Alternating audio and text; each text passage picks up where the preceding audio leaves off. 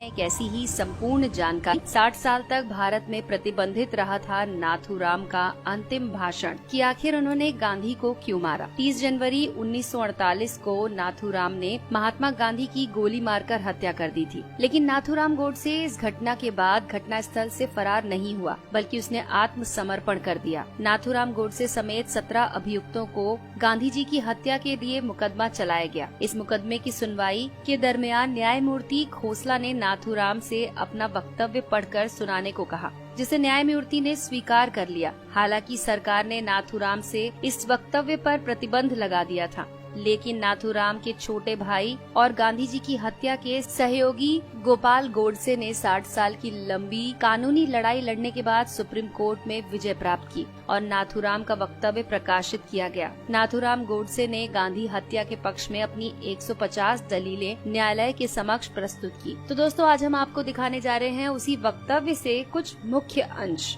नाथूराम का विचार था कि गांधी जी की अहिंसा हिंदुओं को कायर बना देगी। कानपुर में गणेश शंकर विद्यार्थी को मुसलमानों ने निर्दयता से मार दिया था। महात्मा गांधी भी हिंदुओं से गणेश शंकर विद्यार्थी की तरह अहिंसा के मार्ग पर चलना और बलिदान करने की बातें करते थे। नाथूराम गोडसे को भय था कि गांधी जी की अहिंसा वाली नीति हिंदुओं को कमजोर बना देगी और वो अपना अधिकार प्राप्त नहीं कर पाएंगे। 1919 को अमृतसर के जलियांवाला बाग में गोलीकांड के बाद से पूरे देश में ब्रिटिश हुकूमत के खिलाफ आक्रोश उफान हो गया था। भारतीय जनता इस नरसंहार के खलनायक जनरल डायर पर अभियोग चलाने की मंशा को लेकर गांधी जी के पास गई, लेकिन गांधी जी ने भारतवासियों की इस आग्रह को समर्थन न देने का साफ साफ कह दिया। महात्मा गांधी ने खिलाफत आंदोलन का समर्थन करके भारतीय राजनीति में सांप्रदायिकता का जहर घोल दिया। महात्मा गांधी खुद को मुसलमानों का हितैषी की तरह पेश करते थे। वो केरल के मोपला मुसलमानों द्वारा वहाँ के 1500 हिंदुओं को मारने और 2000 से अधिक हिंदुओं को मुसलमान बनाए जाने की घटना का विरोध तक नहीं कर सके।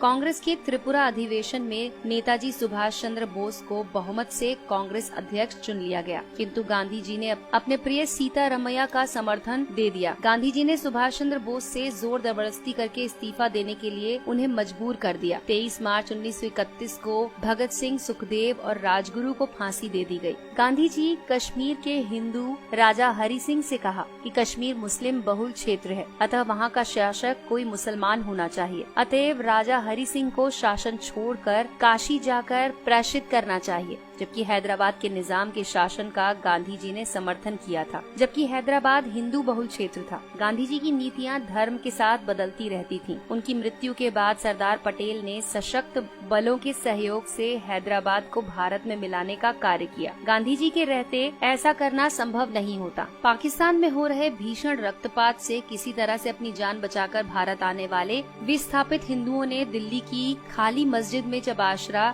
स्थायी रूप से लिया तो मुसलमानों ने मस्जिद में रहने वाले हिंदुओं का विरोध किया, जिसके आगे गांधी जी नतमस्तक हो गए और गांधी जी ने उन विस्थापित हिंदुओं को, जिनमें बूढ़े, स्त्रियां और बालक अधिक थे, मस्जिदों से खदेड़ दिया। बाहर ठिठुरते सर्दियों में रात बिताने पर उन्हें मजबूर किया गया। महात्मा गांधी ने दिल्ली में स्थित मंदिर में अपनी प्रार्थना सभा के दौरान नमाज पढ़ी, जिसका मंदिर के पुजारी से लेकर तमाम हिंदुओं ने विरोध किया, लेकिन गांधी जी ने इस विरोध को दरकिनार कर दिया। महात्मा गांधी एक बार भी किसी मस्जिद में जाकर गीता का पाठ नहीं कर सके। लाहौर कांग्रेस में वल्लभ भाई पटेल का बहुमत से विजय प्राप्त कर गए, किंतु गांधी जी अपनी जिद के कारण ये पद जवाहरलाल नेहरू को दे गए। गांधी जी अपनी मांग को मनवाने के लिए अनशन, धरना, रूठना, किसी से बात न करने जैसी युक्तियों को अपनाकर अपना काम निकलवाने में माहिर थे। इसके लिए वो नीति अनीति का लेश मात्र भी विचार नहीं करते थे। 14 जून 1947 को दिल्ली में आयोजित अखिल भारतीय कांग्रेस समिति की बैठक में भारत विभाजन का प्रस्ताव अस्वीकृत होने वाला था, लेकिन गांधी जी ने वहां पहुंचकर प्रस्ताव का समर्थन रखा। ये भी तब जबकि गांधी जी ने स्वयं ही ये कहा था कि देश का विभाजन उनकी लाश पर होगा। न सिर्फ देश का विभाजन हुआ,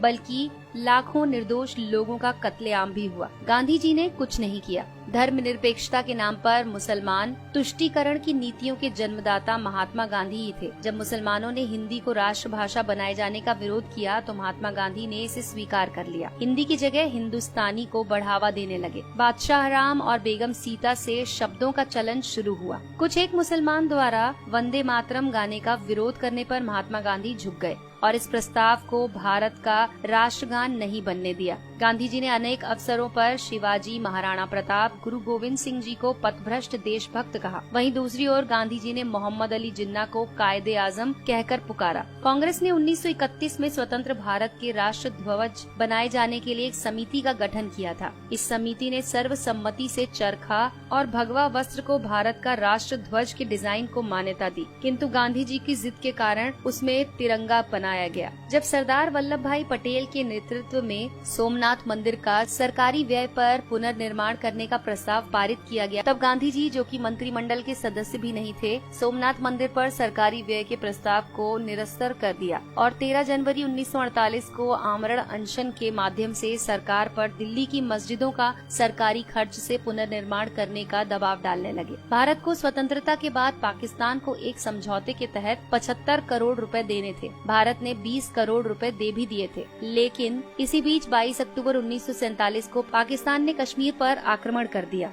केंद्रीय मंत्रिमंडल ने आक्रमण से क्षुब्ध होकर 55 करोड़ की राशि न देने का निर्णय ले लिया था, जिसका महात्मा गांधी ने विरोध किया और आमरण अनशन शुरू कर दिया, जिसके परिणाम स्वरूप 55 करोड़ की राशि भारत ने पाकिस्तान को दी। महात्मा गांधी भारत के नहीं अपितु पाकिस्तान के राष्ट्रपिता थे, जो हर एक कदम पर पाकिस्तान के पक्ष में खड़े रहे, फिर चाहे पाकिस्तान की मांग जायज हो या नाजायज। गांधी जी ने कदाचित इसकी परवाह नहीं की। तो दोस्तों, इन घटनाओं को देश विरोधी मानते हुए नाथूराम गोडसे ने महात्मा गांधी की हत्या को न्यायोचित ठहराने का प्रयास किया। नाथूराम ने न्यायालय में स्वीकार किया कि महात्मा गांधी बहुत बड़े देशभक्त थे। उन्होंने निस्वार्थ भाव से देश सेवा की। मैं उनका बहुत आदर करता हूँ, लेकिन किसी भी देशभक्त को देश के टुकड़े करने के एक संप्रदाय के साथ पक्षपात करने की अनुमति नहीं दे सकता हूँ। गांधी जी की हत्या के सिवाय मेरे पास कोई दूसरा उपाय नहीं था। तो दोस्तों, अगर आपको ये जानकारी पसंद आई हो तो इस वीडियो को लाइक कीजिए और अपने दोस्तों के साथ शेयर कीजिए। दोस्तों, आपको हमारी ये वीडियो कैसी लगी हमें कमेंट सेक्शन में जरूर लिखकर बताएं।